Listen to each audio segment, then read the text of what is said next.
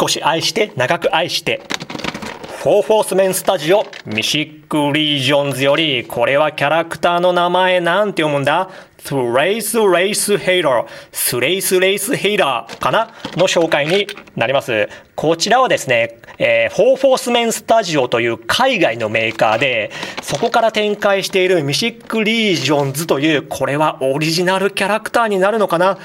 すいません、詳しくないので下手なこと言えないんですけども、このシリーズね、ずっと気になってはいたんですけどもね、値段が値段なので手を出せずにはいたんですが、そんな時このスレイスを見まして、即ポチりましたね。というのもね、理由がありまして、最近 PS5 で、スター・ウォーズ、ジェダイサバイバーというゲームをクリアしまして、そこにメリンというキャラクターが出てくるんですけども、そのメリンに惚れてしまいましてですね、でそんな時にこのスレイスを見て、このスレイスどことなくそのメリンに雰囲気が似ていて、最近ね、私この手の女性にぞっこんラブでして、最上級の惚れ方なんですけども、さあそんなスレイスどんな感じでしょうか。すごいな、造形すげえな。わあ、スメルスクレット。よし、ではね、中身の方すべて取り出していきたいと思います。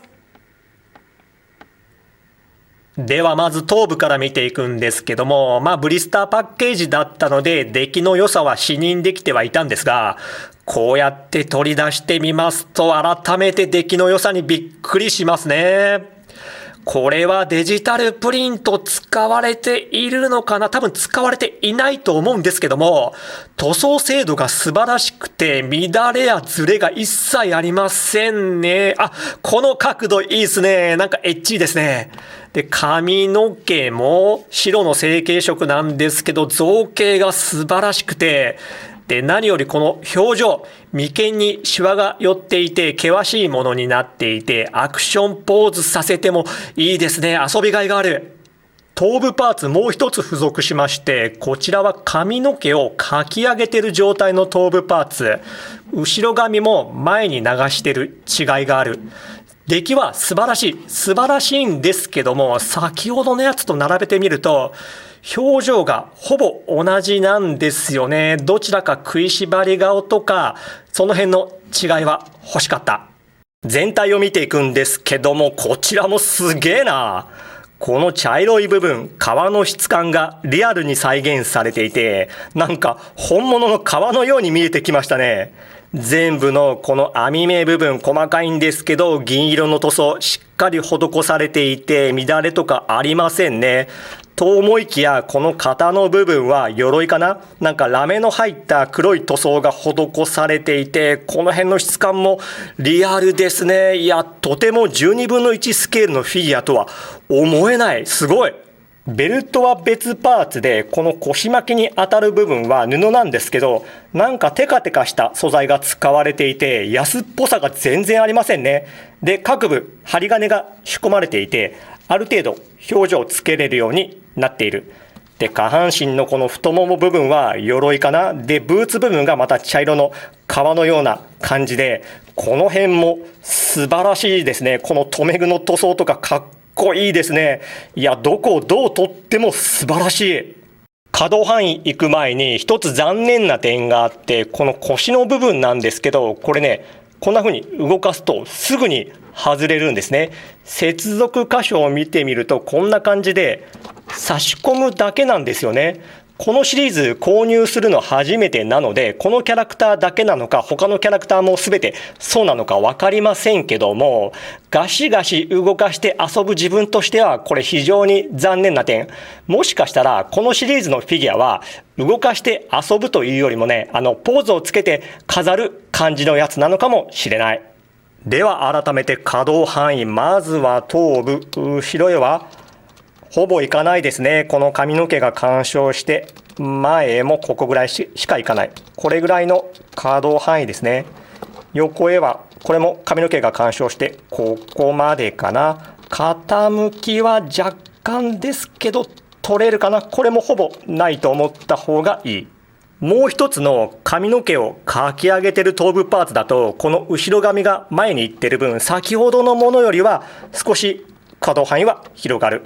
うつむきは先ほど同様であまりいかないかな。これぐらいの可動範囲。上半身、肩および腕はバタフライ機構とかはなくて、水平はここまででぐるりと一周回って腕の付け根でこのように回転できて、肘がここまでかな。で、肘自体でこのように回転できて、手首は前はこうで、後ろへはこれでぐるりと一周も回れる。胴体の接続箇所は先ほど言った腰の部分とあと胸にもありまして、この胸はボールジョイント、ここは外れたりはしない。それを踏まえて後ろへはここまで行けて、前はここまで行けますね。で、胸の部分でぐるりと一周はできるんですけど、ここね、渋みがあって無理すると怖い。このように傾き取れて、で、腰の部分ね、ぐるりと一周はできるんですけど、もう動かすとここすぐに外れます。下半身の可動接続はこのような感じのやつで、引き出し機構とかはなし。それを踏まえまして、前はここまでかな。で、後ろへはここまでかな。で、股割りはここぐらいまでできて、もうちょいいけるか、ここぐらいまでですね。無理すると先ほどの胴体が外れます。で、太もものこの鎧の部分でロールがあって、膝がここまで曲がって、足首後ろへはこうで、前はこうで、傾きも取れて接地性は抜群ですね。付属パーツ、まずは杖。杖の先端の水晶的なところは青みがかったクリアパーツになっています。杖のデザインはシンプルなんですけども、よーくできています。こちらは魔法のエフェクトパーツかな。こちらも青みがかった軟質のクリアパーツで、この部分、蛇の頭部のような造形になっていて、このエフェクトパーツ、先ほどの杖に取り付けることができるんですけど、杖、このように分割して、こう差し込むんだろうと思うんですけど、正直、つけたままの方が装着しやすかったですね。個人的にはですけど、このように縫うように取り付けてあげれば、魔法攻撃のような再現ができる。こちらのエフェクトパーツはドクロの造形になっており、先ほどのものよりは短くなっています。このまま杖に取り付けることもできますし、フィギュアの方にもこんな風に取り付けやすくなっているので、本体からの攻撃魔法も演出できる。こちらはマント。腰巻き同様、光沢ある素材で安っぽさは全然ありませんね。で、このフードの部分とこの部分に針金が仕込まれているので、表情ある程度つけれます。装着させるとこんな感じで、この頭部パーツ、後ろ髪が前に行ってるやつ、これはもしかしたら表情云々よりもマント用の頭部パーツだったのかもしれない。で、このようにフードかぶせることができますね。かわいい。これは肩アーマーのパーツ。フィギュア背面に穴が開いていますので、この穴に肩アーマーをこのように差し込んであげるだけ。肩のアーマーなくてもかっこよかったんですが、装着させるとさらにかっこよくなる。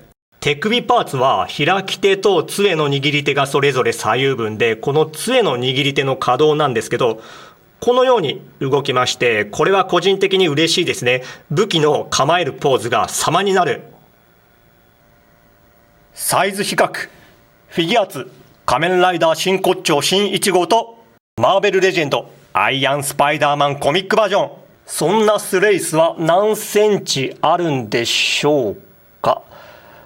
だいたい 16.4 か5ぐらいですかね。世界観が合いそうなキャラクターたちをちょっと集めて並べてみたんですけど、いかがでしょうか。いいですね。違和感ありませんね。かっこいいな。僕はディアブロ系のゲームが好きでして、ウォーハンマーとかね、あの辺のところが好きなんで、これは壮観ですね。ちょっとね、今から勝手に一人で設定作ってディアブロごっこでもしようかなと思ってまして、これキャラクターセレクト誰選ぶ最初？誰行く？やっぱこれかな最初は。クラスで言えばこれはバーバリアンでしょうね。高い攻撃力と防御力があって、装備品に左右されない強さがある。最初の捨て振りだけ気をつければ、あとは適当にビルド組んでも、終盤まで戦える。めちゃくちゃ強いキャラ、最強キャラの一人かな。で、次に誰選ぶかな？やっぱこれかな？これ。クラスは操作です。こいつはね、特に広範囲攻撃魔法による殲滅力が半端やないね。大量の敵を一気にほふれる。それとね、あらゆる敵を状態以上にできるし、それらを重ねがけできるから怖いよ、このキャラクターは。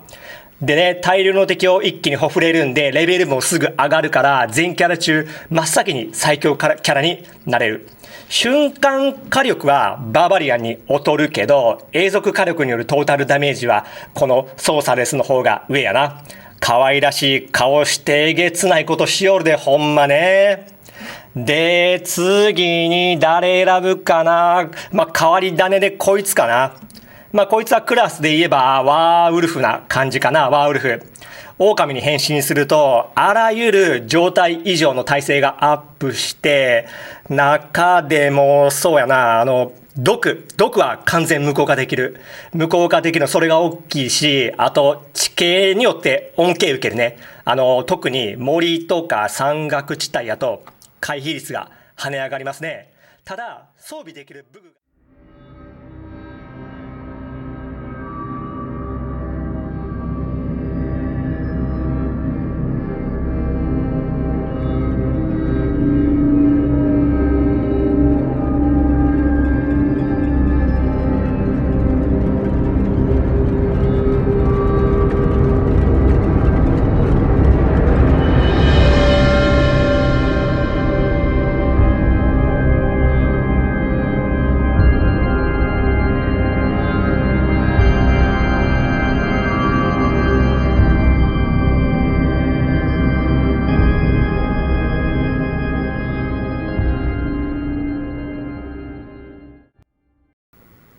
はい、では終わります。今回もありがとう。バイビー。